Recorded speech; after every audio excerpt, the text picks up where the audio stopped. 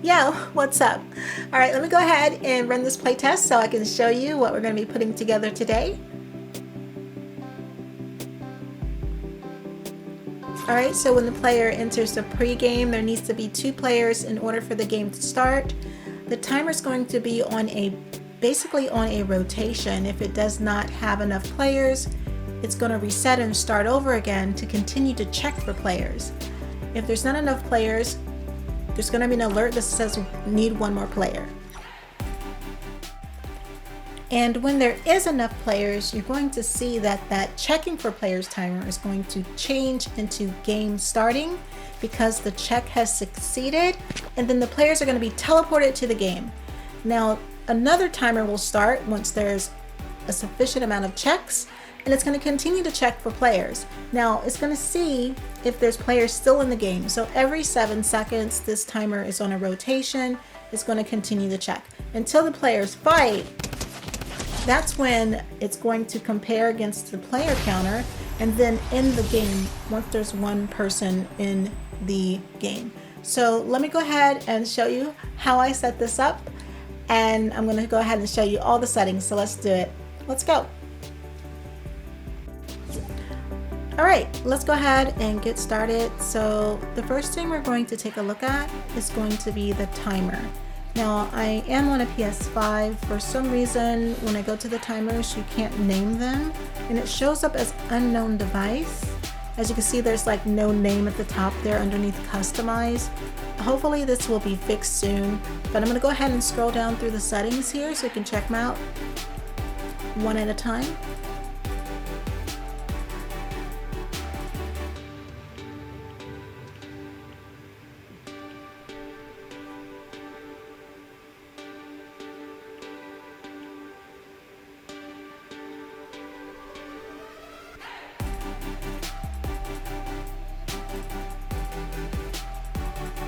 All right, let's go ahead and go to functions. So it's going to start when receiving from the player counter when the count fails. And then it's going to disable when receiving from the player counter pregame when the count succeeds.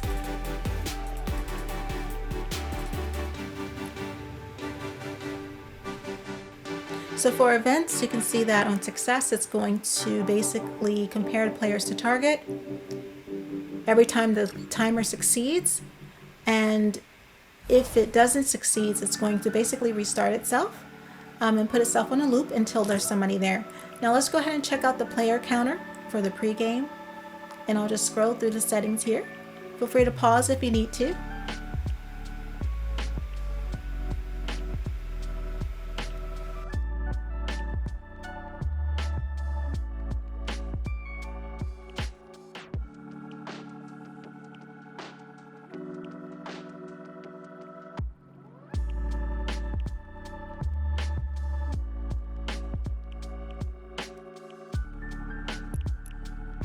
All right, and for functions, we're going to compare players to target again when the timer succeeds.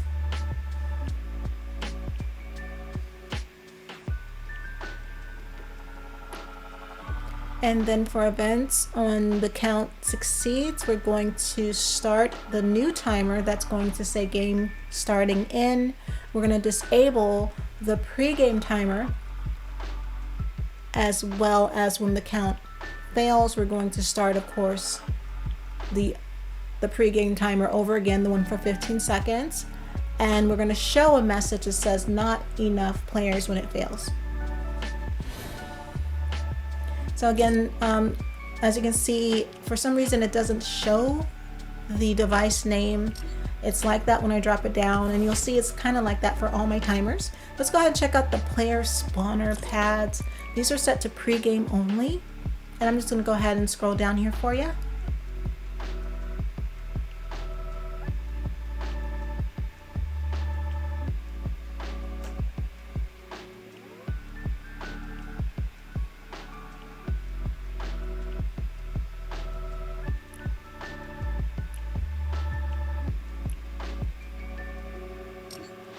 And then both of the pads are exactly the same.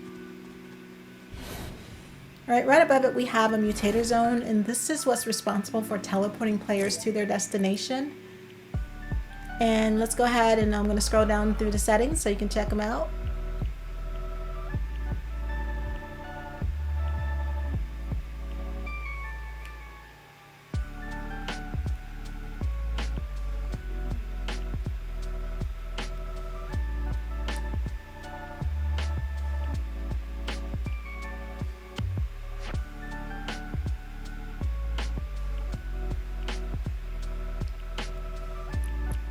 All right, in functions, we have enable when receiving from, and that is the timer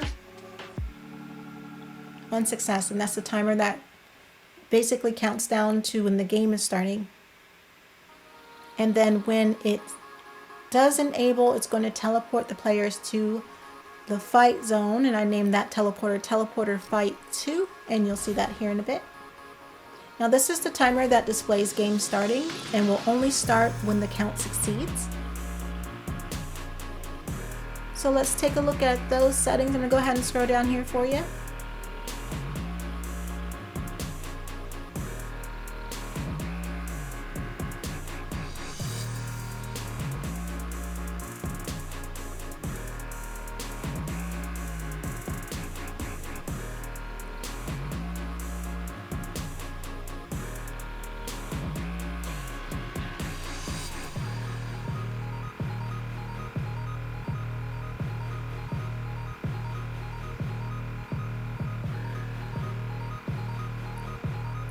Alright, and then functions, we have start when receiving from, player counter, pregame when the count succeeds.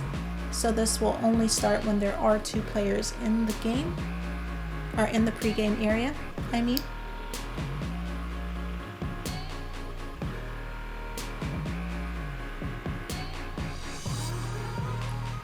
And then on success, it's going to enable that mutator zone, which will then teleport the players to the game area. Alright, so this is the Hud Message device that's going to display the message that says need one more player. And I'm just going to go ahead and scroll down here for you so you can check it out.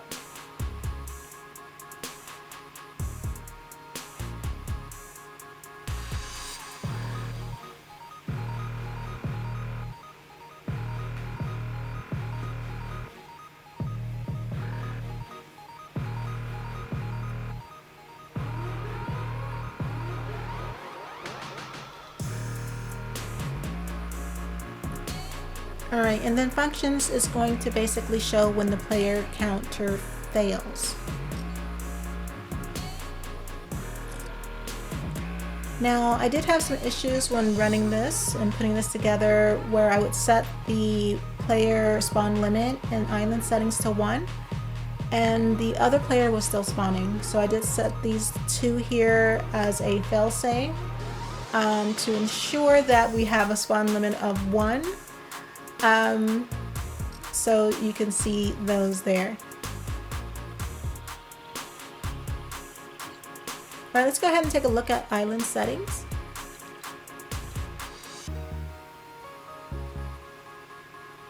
So I do have it set to a default class of 1 as well, so that's very important. And then for tutorial purposes, I have it set for a total round of 2.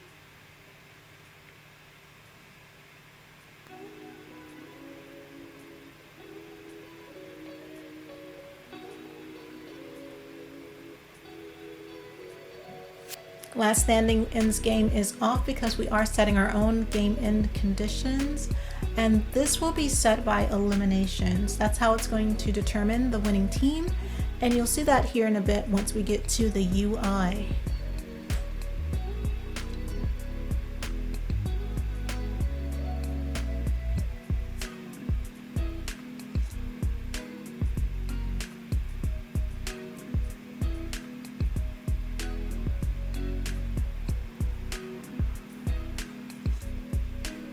Alright, there you go. So let's see here, round win condition is eliminations and so on.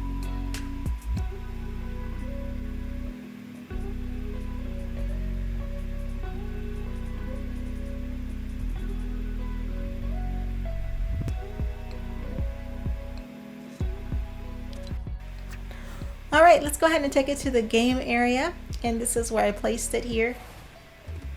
And let's first look at the teleporter fight 2. Let's go through the settings here. So you see it's pretty basic.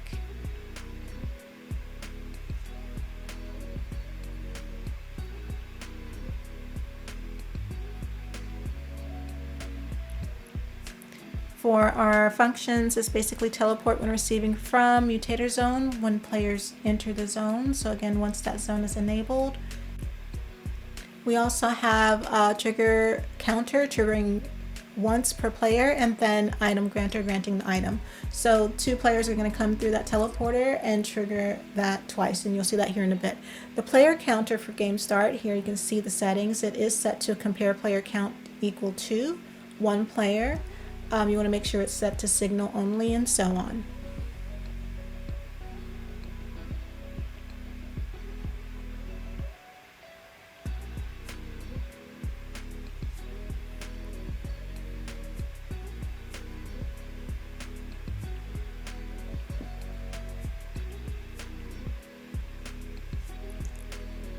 All right, as far as functions, we have compare players to target. Again, when the timer succeeds, disregard the top there, that's a bug.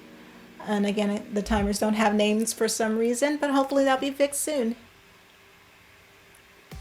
All right, we got on count succeeds, we're going to be ending the game and disabling the timer. If the count fails, we're going to have a HUD message display, a message saying players are still in the game. All right, and I put the rest of the devices here outside the gate. We have our item granter.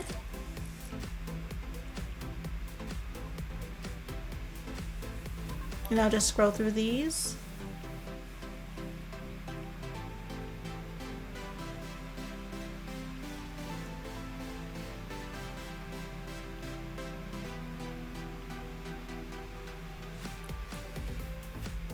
As for functions, we're going to go ahead and grant the item when the players teleport into the game.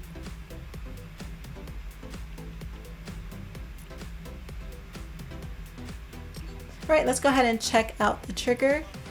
And this trigger is going to trigger twice before sending an event, and it's going to trigger once for each player coming through the teleporter.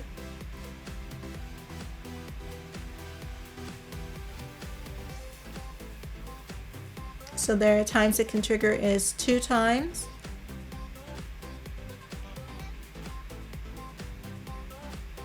And transmit every 2 triggers. So after it triggers 2 times, it's going to disable itself.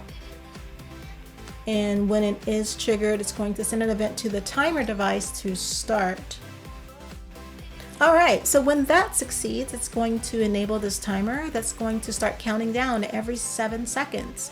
And if there's players still in the game, then it's going to continue to repeat itself and check and compare the players to the target.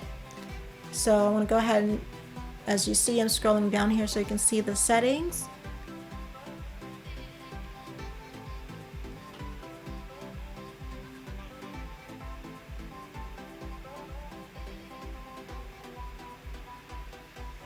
All right, and then once we get over here to functions, you're going to see it's going to start when receiving from. Once the trigger is triggered twice, it's going to send this event to start this timer. Now, it's going to disable when the player counter succeeds, showing that there is only 1 person left in the game. And that way it will no longer count again. And then on success, it's going to, of course, compare players to target. Right, this is the end game device, and it's going to end the round. It's set to the winning team, and I'll go ahead and scroll down here so you can see.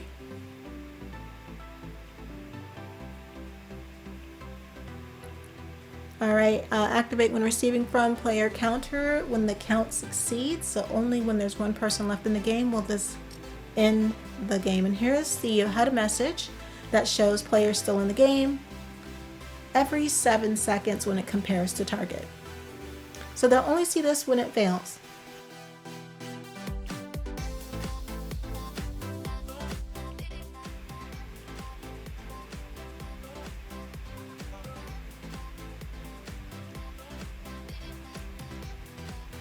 Again, show when receiving from player counter game start on count fails.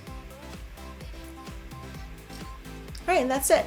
Now this is optional here. I have set up to award some points. You can do a lot with this system. I'll go ahead and show you the settings for this if this is something, something you would like to do.